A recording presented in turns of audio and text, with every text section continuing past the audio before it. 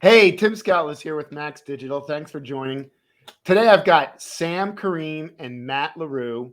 We're going to talk about things that we've seen over the last 12 to 24 months, but I want to hear directly from them. Sam's an account executive. He handles our biggest accounts on the on the West Coast, right? Sam, you're out of California. And Matt LaRue is a account executive who handles one of our biggest customers, the Lithia organization. Matt's got some great insights as well. So we'll kick it off, right? No doubt, right? The last 12 to 24 months, depending upon how you look at it, have been very, very interesting. I was hoping maybe, Matt, you could start us off. Tell me a little bit about, what do you think dealers have been struggling with? Outside of what people might really think, when it comes to aging inventory, have you seen dealers doing anything, different or having success here? What's going on out there? So I'd say the success that they're having is they're kind of accepting the fact that on some of these pieces of aged inventory that they need to get rid of them.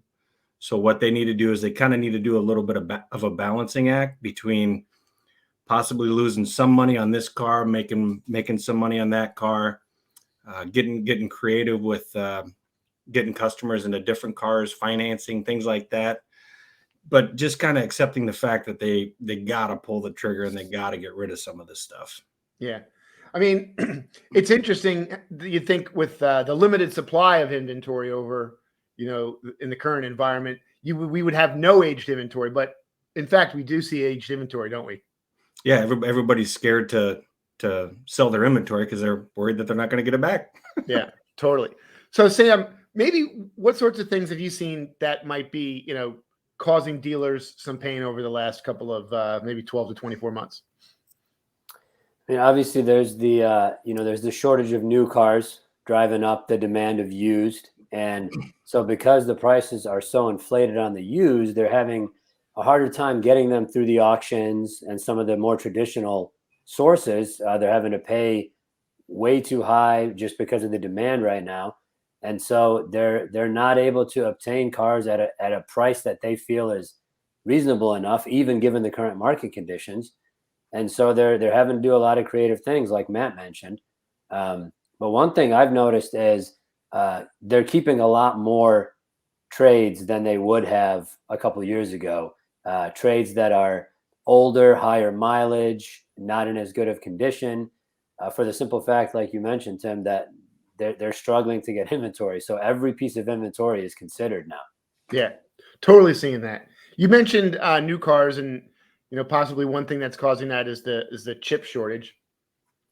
What sorts of effects, specifically have you seen on your dealers, Sam? Maybe around logistics or transportation. Have you seen any challenges there for your guys?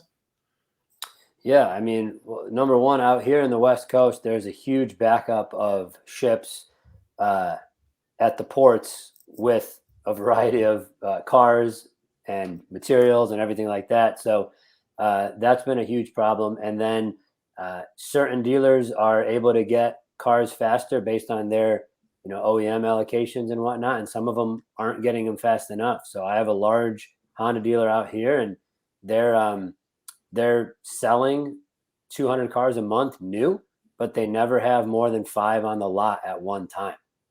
They're all in transit. So it's they're telling people it's an 8 to 10 week wait at best. Wow. And Matt, how about your guys? Have you seen anybody get creative with dealing with this chip shortage on either the new or used car side, how it's affecting them? Yeah. So one of the things that I saw from one of the dealer groups that I've been working with is they're creating what they're calling like a wholesale buying lot within the stores. So to Sam's point, they're taking every single piece of inventory, it doesn't matter what it is, and they're finding a better way to retail that. Yeah, because they're not getting all the bells and whistles on these cars, but it's a car, it drives, gets you from point A to point B, and they're got the ability to make some money on the front end and the back end. it's crazy. We're seeing older, higher mileage cars being sold like never before, huh? Yep.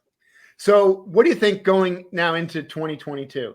Any Sam, any tips or advice you might, based on some best practices you've seen from your dealers over around, on the West Coast?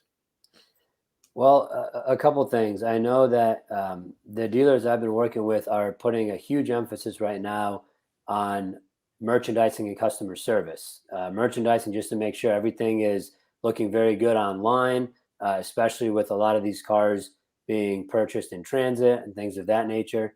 And then as far as customer service goes, what I'm seeing some of the dealers that have been around for a long time saying a lot is, hey, even though we'd like to make a good amount of profit based on the current market, we also want to treat our customers with very good customer service, and also to maintain the loyalty of the customers. They don't want to go too overboard on pricing and things of that nature, because they know that eventually the market's going to return to normal, and they want to maintain that customer base and have them coming back. So they're like Matt said earlier, there's a balancing act in getting inventory, but there's also a balancing act with how much they can charge for cars and still keep a loyal customer base. I think that's a great point, Sam.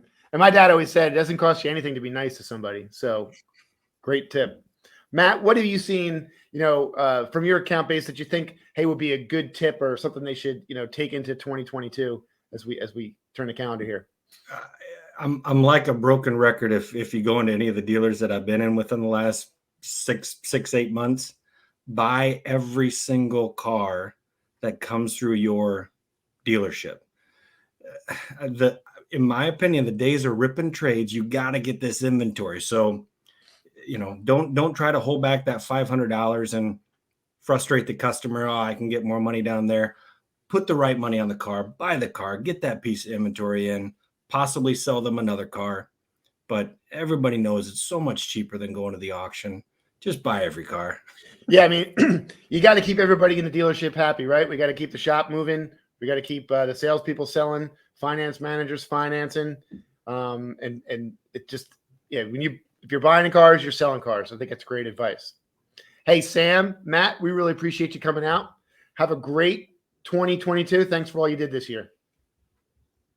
Thank you. Thanks, Tim. All right, see you.